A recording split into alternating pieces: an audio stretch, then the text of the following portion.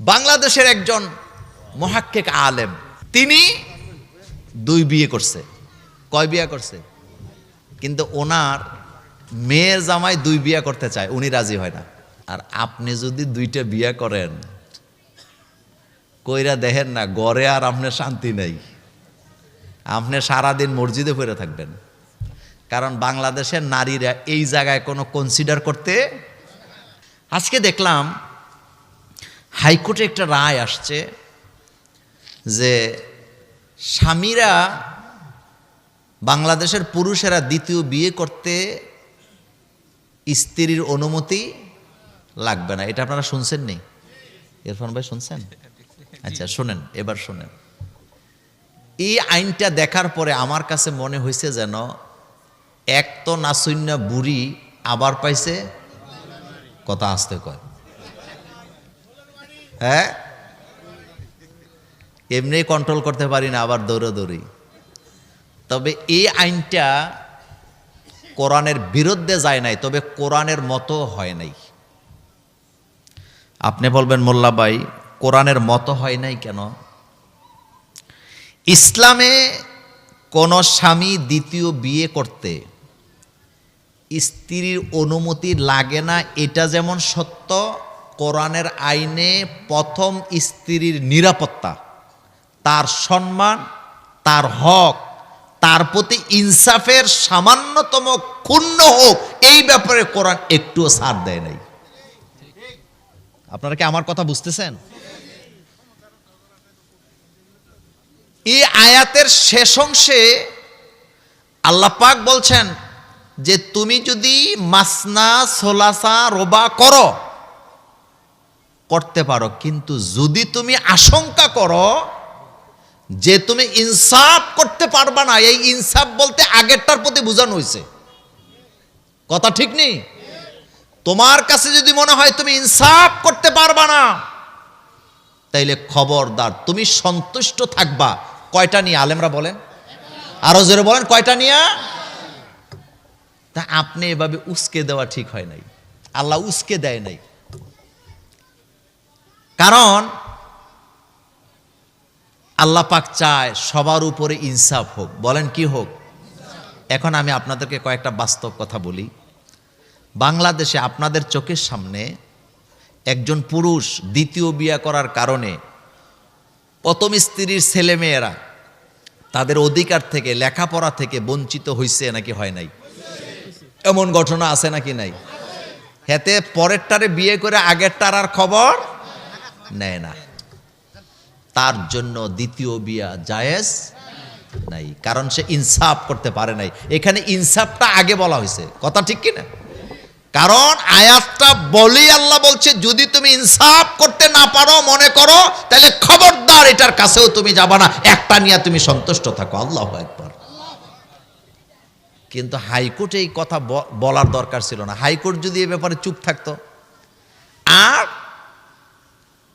প্রথম স্ত্রীর অনুমতি না নিয়ে যদি কেউ বিয়ে করত, তাইলে আমাদের অ্যাডভোকেট ইরফান ভাইয়েরা ওই মামলা নিয়ে দাঁড়াইতো না যে উনি যে বিয়ে করছে আগের স্ত্রীর অনুমতি নেয় নাই। কিন্তু হাইকোর্ট এই কথাটা প্রকাশ্যে আনার কারণে যাদের হৃদয়ের ভিতরে খুঁতখুঁতানি আছে, অথচ লালন পালন করার যোগ্যতা নাই, ইনসাফ করার যোগ্যতা নাই, তারা সমাজটাকে বিনষ্ট করার জন্য ফিতনা ছড়াবে, এটা আমরা আশঙ্কা করছি। কারণ ইনসাফ করা এত সোজা? আচ্ছা, রাসূল সাল্লাল্লাহু আলাইহি ওয়াসাল্লামের একটু ইনসাফ দেখেন তো। রাসূলুল্লাহ সাল্লাল্লাহু আলাইহি ওয়াসাল্লামের 2 স্ত্রী এবং রাসূল একসাথে খাইতে বসছে। এক পাশে হযরতে সাফিয়া রাদিয়াল্লাহু তাআলা আনহা, আরেক পাশে আম্মা জান আয়েশা সিদ্দিকা রাদিয়াল্লাহু তাআলা আনহা। রাসূল সাল্লাল্লাহু আলাইহি ওয়াসাল্লাম মাঝখানে বসা খেতে বসেছেন। হযরতে সাফিয়া রাদিয়াল্লাহু তাআলা আনহা রুটি আর গোশতের বাটি নিয়ে আসছে। গোশতের মধ্যে চর্বি আছে না নাই? কথা কয় না? মা সাফিয়া বসছে একদিকে, মা আয়েশা বসছে আরেক দিকে। হযরতে সাফিয়া নিজের আঙ্গুল দিয়া ওই চর্বি একটু নিয়ে আয়েশার গালে লাগায় দিয়া, আয়েশা খাও। গালের মধ্যে চর্বি লাগাইছে। মা আয়েশা ছোট মানুষ রাগ করে কয়, রাসূল দেখলেন তো আপনার সাফিয়া আমার গালে চর্বি লাগাইছে।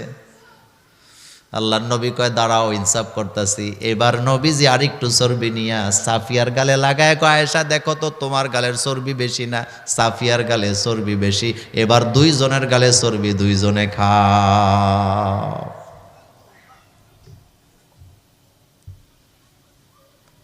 রাসূলের স্ত্রীদের মধ্যে হযরতে সাফিয়া রাদিয়াল্লাহু তাআলা আনহা ছিলেন একটু মোটা। কি ছিলেন? মা আয়েশা হঠাৎ একদিন রাগ করে বলতেছে, রাসূল গো আপনার মুটকি বউ এটা করছে, এটা বলছে। মোটারে এদিকে কি কয়? হ্যাঁ মুটকি। তো মা আয়েশা কি বলছে? আপনার মুটকি বউ। রাসূল সাল্লাল্লাহু আলাইহি ওয়াসাল্লাম আয়েশারে কিভাবে শাসন করে দেন? মার দিছে নাকি? না। রাসূল কয়, আয়েশা এমন একটা তিতা কথা তুমি বলছো, এই কথাটা যদি আটলান্টিক মহাসাগরে ফেলে দেওয়া হয় আয়েশা, আটলান্টিক মহাসাগরের মিষ্টি পানিগুলা তিতা হয়ে যাবে।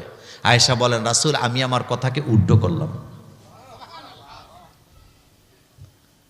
এরপরও এখানে অনেক আলেম আছেন আমি দেখতে পাচ্ছি, রাসূল সাল্লাল্লাহু আলাইহি ওয়াসাল্লাম দোয়া করতে, আল্লাহ ইনসাফ আমি করার চেষ্টা করি, কিন্তু তবুও মাঝে মধ্যে একটু বেশি আমি আয়েশার দিকে ঝুঁকে যাই, আল্লাহ তুমি ইনসাফটা সমান করে দিও।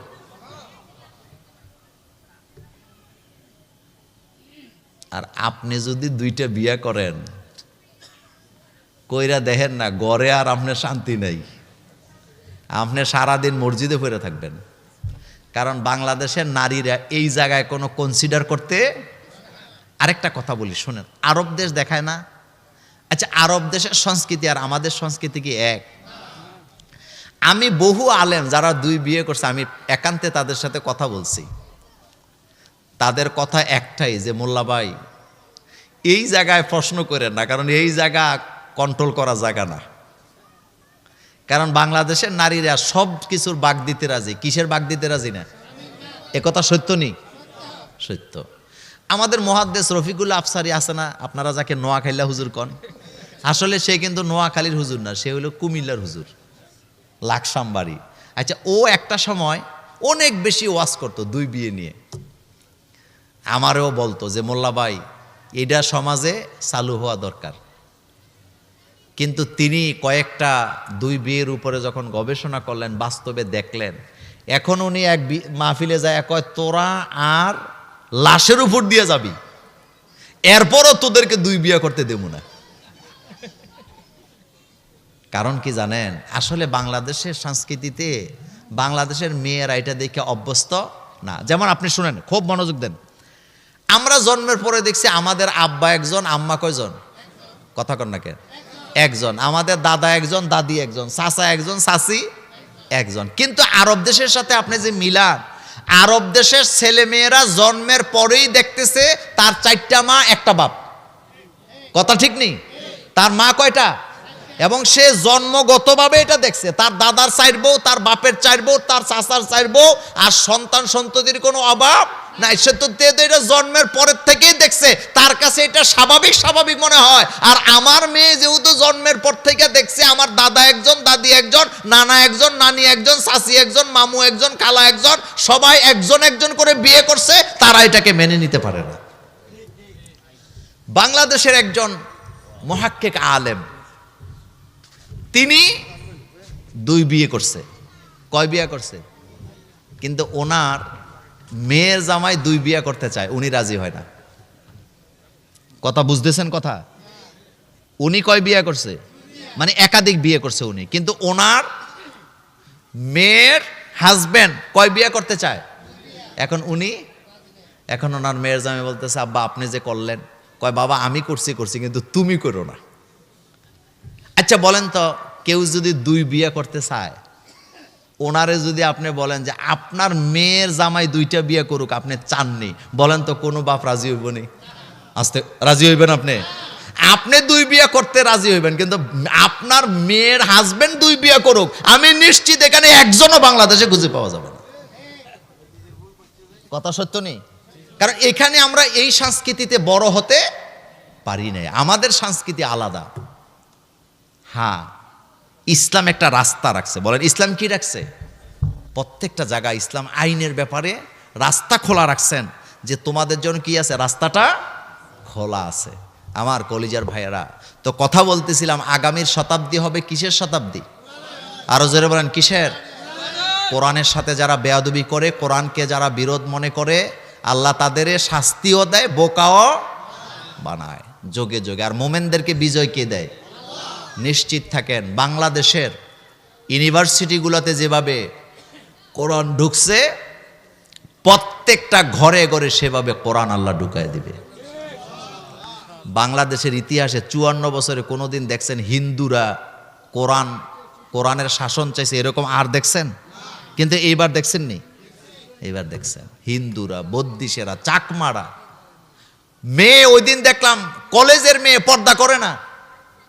জিজ্ঞেস করছে আগামীতে তুমি কাকে ক্ষমতায় চাও? কয় যারা ইসলাম তাদেরকে আমরা চাই। কেন? কয় ইসলাম ছাড়া আমাদের নিরাপত্তা নাই। সুবহানাল্লাহ কোন, আরো জোরে কোন সুবহানাল্লাহ। সুতরাং আমরা চাই মিলেমিশে আমরা দেশটাকে গড়ব ইনশাআল্লাহ। আমরা কারো কাছে মাথা নত করব না। আল্লাহ যেন আমাদেরকে কবুল করেন, আমরা বলি আমিন। আল্লাহুম্মা সাল্লি আলা সাইয়্যিদিনা মুহাম্মাদিন নাবিয়্যিল উম্মিয়্যি ওয়া আলিহি ওয়া আসহাবিহি আজমাইন, আল্লাহুম্মা আমিন। রব্বানা যালামনা আনফুসানা ওয়া ইল্লাম তাগফির লানা ওয়া তারহামনা লানাকুনান্না মিনাল খাসিরিন। রব্বানা লা তুযিগ কুলুবানা বা'দা ইয হাদাইতানা ওয়া হাব লানা মিন লাদুনকা রাহমাতান ইন্নাকা আনতাল ওয়াহ্হাব। আয় আল্লাহ তাআলা, আলহাজ নুরুল মুস্তাফা কামাল মসজিদ ও যুব সমাজের উদ্যোগে আজকের ৮ম বার্ষিক তাফসীরুল কোরআনের মাহফিল থেকে তোমার দরবারে হাত তুলেছি, সূরা বাইয়িনা থেকে কথা বলেছি। আল্লাহ দয়া করে আমাদের এই মাহফিল তুমি কবুল করে নাও। আমাদের দোয়া দরুদ সালাম সোনার মদিনায় নবী পাকের রওজা মোবারকে পৌঁছায় দাও। তামাম পৃথিবীর মাটির নিচে যত আম্বিয়াই কেরাম, সাহাবাই কেরাম, শুহাদাই কেরাম, সিদ্দিকিন, সলিহিন, আকাবির দ্বীন, উলামায়ে মুতাকাদ্দিমিন, মুতাআখিরিন,